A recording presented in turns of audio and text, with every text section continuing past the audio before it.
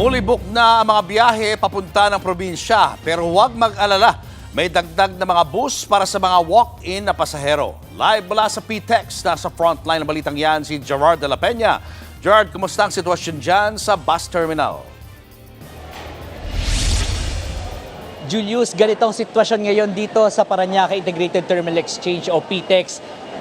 Rush hour ngayon kaya nagdadatingan ng mga pasahero. Pero alam mo kung pa rin itong mga araw, hindi pa ganito karami yung mga pasaherong inaasahan natin dahil bukas daw talaga yung dagsa ng mga pasahero dito. Pero alam mo, pag akyat dun sa mga boarding gates dito, ay napakaraming mga pasahero, lalo na yung mga biyaheng Bicol, Northern at Central Luzon. Pati mga ticket booth dito ay napakarami rin mga pasahero. May mga walk-ins pero ang sabi ng pamunuan ng PTEX ay sigurado naman makakasakay ang mga ito.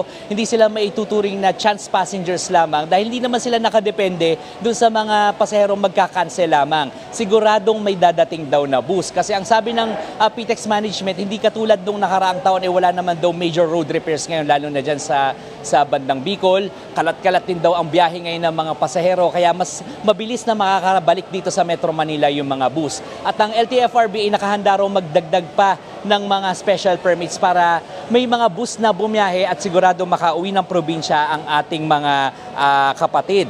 At bukod dito sa PTEX, marami rin pumipila dyan sa iba't ibang mga bus terminal dyan sa EDSA Pasay, dyan sa bandang southbound. Pero hindi katulad dito sa PTEX, hindi lahat ng mga terminal doon ay may maayos na waiting area para sa mga pasahero. Ang napansin din natin doon, parang mas mahal yata yung pasahe kumpara dito. May isang nakausap tayo, ang sinabi doon ang binayad daw niya para sa biyaheng Legazpi ay 1,700 pesos. Pero na nagtanong-tanong tayo dito sa PTEX ay nasa 1,100 pesos lamang yan. At sabi ng mga pasahero doon may dahilan daw kung bakit sila ay pinipili nila doon kaysa dito sa PTEX. Pakinggan natin ang sinabi ng ating mga kapatid na pasahero na nakausap natin kanina. Dito po kasi yung nakasanayan namin lugar kung saan kami madalas sumakay pagpapuntang probinsya po.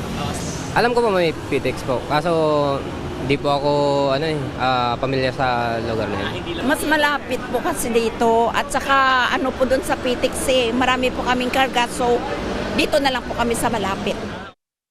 Kung gaano karaming pasahero dito ay ganon din karami ang bitbit na bagahe ng ilan sa mga kapatid natin dito. Kanina may nakita tayong isang pasahero na sari-saring appliances ang dala niya, kabilang na dyan, kasama na dyan yung isang napakalaking washing machine.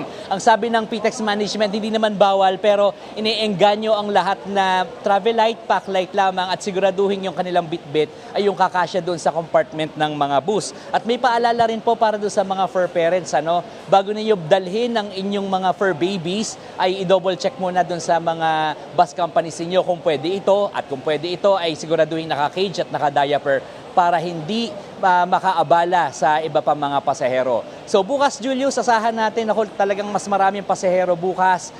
Bukas yung peak day nitong peak travel season. Kaya para doon sa mga babiyahe, ang aasahan po natin ito, mahabang pila, matagal na paghihintay bago po makasakay. Yan muna ang latest dito. Balik sa inyo, Julius.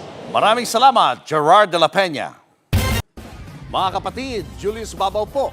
Para sa komprehensibo at makabuluhang balitaan at talakayan, mag-follow at mag-subscribe na sa social media pages ng News 5.